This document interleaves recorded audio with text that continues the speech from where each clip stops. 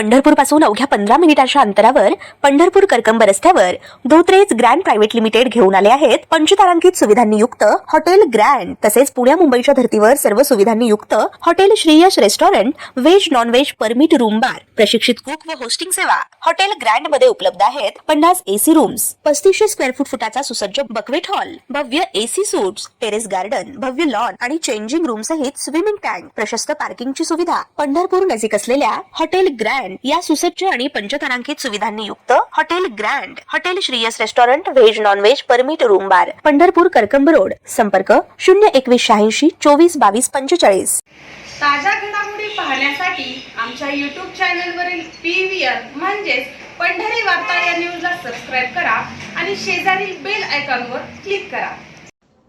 पंढरपूर नगरपालिकेच्या काल पार पडलेल्या पहिल्या सर्वसाधारण सभेत पंढरपूरचा ऑक्सिजन पार्क समजला जाणाऱ्या यमाई ट्रॅकवर फिरण्यासाठी येणाऱ्या अनेक समस्यांकडे नगरसेवक सुनील वाळुंजकर यांनी लक्ष वेधल्याचं दिसून आलं।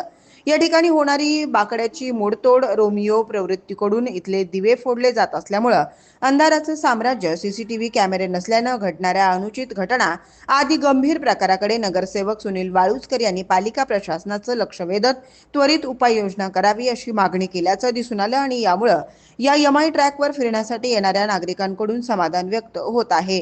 मात्र या ठिकाणी येणाऱ्या लोकांच्या आणखीही काही समस्या असून याबाबतही उपाययोजना केली जावी अशी मागणी होत आहे। काय नाव आपलं? माझं नाव पांडुरंग मच्छिंद्र कुंभार। आम्ही गेली 15 वर्ष झालं आम्ही सर्वजण इथं पद्मावती तलावाच्या काठाला इथं पद्मावती ट्रॅकला फिरायला येतो। पण या तलावावर ट्रॅकवर फिरायला येतात असताना इथं आम्हाला बऱ्याचशा अडचणी जाणवतात। सर, इथं बाहेर पार्किंगची व्यवस्था नाही।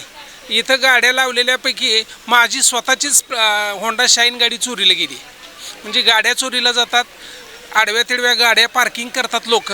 दुसरी गोष्ट, आम्ही रस्त्याने चालत असतो, जागा सुरक्षित आहे, वयस्कर माणसं आहेत म्हणून सुरक्षित चालायला यावं यासाठी आम्ही इकडे येतोय, बंदिस्त आहे। मात्र यात सुद्धा टू व्हीलरची गाड्या आत येतात आणि भरधाव वेगानं गाड्या धूळ उडवत मारतात, अशा प्रकारची अवस्था इथं।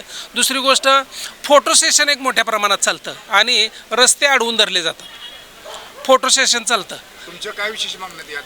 आमची मागणी अशी आहे की इथं एक स्वच्छतागृह असावं, पिण्याच्या पाण्याची सोय असावी, वयस्कर माणसांना बसण्यासाठी चांगल्या बाकड्यांची एक व्यवस्था असावी आणि फिरताना झाडं आडवा आहे, फाटे वाढलेले ती झाडांची निगा व्यवस्थित नगरपालिकेनं करून दे। वारंवार आम्ही मागणी करतो। ह्याच्या अगोदर सुद्धा वेगळ्या दुसऱ्या चॅनलच्या माध्यमातून आम्ही मागणी केली होती, पण नगरपालिकेने कोणतीही दखल घेतलेली नाही। पंढरी वार्ताच्या माध्यमातून आपण पाठीमागे एकदा बातमी लावली। हो, लावली। टू व्हीलरचं येऊन बसलेले असतात। आणि दुसरी एक गोष्ट असं आहे की पुण्यातली प्रगत संस्कृती आपल्या इथं दिसू लागली। मुलं मुली दुपारच्या टायमाला तोंडाला बांधून इथं बसलेले असतात, त्यांचे वेगवेगळे प्रकारचे चाळे चालू असतात। याची सुद्धा इथं सुरक्षा रक्षक इथं कोणीही नाही आहे, कोणी येत नाही। त्यातून लाईट नाही। तुमची मागणी असेल ना? सुरक्षा रक्षकाची मागणी आहे आणि पथदिवे जे आहेत हे सगळे पथदिवे चालू करावेत, ही एक आमची नगरपालिकेकडे आग्रहाची मागणी आहे। ज्या वेळेला लोक फिरायला येतात आणि व्यायामाला पण येतात, इथं योगा वगैरे करत असतात, इथं काहीतरी थोडंफार जरा जिम टाईप असं काही हे केलं, जिम वगैरे साहित्य वगैरे, ओपन जिम म्हणजे सगळ्याची सोय होईल। सकाळी गर्दी भरपूर असते त्यावेळेला। आणि हे जे फाटे वाढलेले त्या झाडाचे ते कोणी काढतच नाही। आता किती दिवस झाले आम्ही बघतोय, मागच्या वेळेला पण बातमी दिली त्यावेळेला सुद्धा फाटे वाढलेले होते, जाता येता डोक्याला लागतायत, तोंडाला लागतायत ती काटे वगैरे असलेले। आणि बसण्याची व्यवस्था तर अजिबातच नाही। आता इथं एवढी कमी पडते, सगळे बाकडे महिलांसाठी सुद्धा नाही आहे आणि ज्येष्ठ नागरिकांसाठी सुद्धा नाही। वेगळी सोय असावी असं वाटतं। हां, तिकडं खाली तिकडच्या बाजूला तर लाईटच नसते अजिबात, त्यामुळे रात्रीच्या वेळेला जे फिरायला येणारे आहेत, सरपटणारे प्राणी ते फिरायला जाताना घाबरतात। सरपटणारे प्राणी वगैरे असतात, तिकडं जायला घाबरतात। शौचालय आहे, अतिशय दुरावस्थेत आहे, अतिशय घाण आहे। आता सगळं बोलला तुम्ही। फक्त टू व्हीलरच्या धूळ उडवत लोकांना जी फिरण्यासाठी आरोग्यासाठी जे येतात ते नाका तोंडात धुळे जातात त्याचा तर हा ते दुचाकीवाले जे आहेत ना ते अधिकृत नाहीच आहेत. ते आत येतात कोणीकडनं, येणारा मार्ग कोणता आहे माहीत नाही काय रे. इतक्या जोरात असते ते तरुण पिढी की काय विचारायची सोय नाही. या खालून जर गेलं आणि तिथनं जर जाणारे येणारे जर आमच्यासारखे असतील ना नागरिक तर नाका तोंडात आमच्या धुळच जायची त्या ठिकाणी. आणि नगरपालिकेला तुम्ही काय मागणी कराल? या सगळ्या गोष्टी ज्या आत्ता मी मांडल्यात या सगळ्या मांडलेल्या गोष्टी असतात ज्या आहेत त्या व्यवस्थित अशा पद्धतीने इथे त्यांनी कराव्यात. आणि नावच आहे फक्त विरंगुळा केंद्र, पण खरं म्हणजे वेगळ्या लोकांचाच वेगळा विरंगुळा चाललेला असतो इथं. हां, त्यामुळं काय इथं अंधाधुंदी आहे, काहीही त्या ठिकाणी व्यवस्था केली जात नाही. नगरपालिकेचे कर्मचारी कधीतरी येतात, झाडल्यासारखं करतात. मी कितीतरी वेळा बघितले, सुरुवातीच्या ट्रॅकपासून 100 मीटरपर्यंत ते झाडलेलं असतं आणि पुढं हाय तसं सगळं पडलेलं असतं. आणि पुन्हा मग त्यांच्या काय ते त्यांच्या त्याला ह्याच्यावर फोटो येतो, ट्रॅकची स्वच्छता केली 100 मीटर स्वच्छता केलेली असते, पुढं काही नसतं. या 2-4 गोष्टी ज्या आहेत त्या सगळ्यांचा ओपन जिम इथं करावी. हां, ओपन जे आहे भरपूर अशा पद्धतीचा निधी असून सुद्धा तो उपलब्ध करून घेतला जात नाही. आणि काहीतरी थातूरमातूर केलं जातं आणि सोडलं जातं. प्रामुख्याने आमच्या या सगळ्या मागण्या आहेत. ज्येष्ठ नागरिक आहोत आम्ही.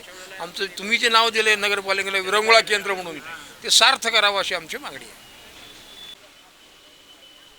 एक मागणी अजून आहे, हे तुळशी वृंदावनचं जे गेट आहे तिकडचं, त्या गेटच्या मध्यभागी इथं समोर पटांगणामध्ये एखादा हाय मास्टर वगैरे असला तर बरं होईल, लावा. कारण की इथं लहान मुलं वगैरे खेळत असतात, कुत्रे वगैरे असतात. एकदा दोनदा कुत्र्यांच्या अंगावरती लहान मुलं पडली, नशीब ती वाचली.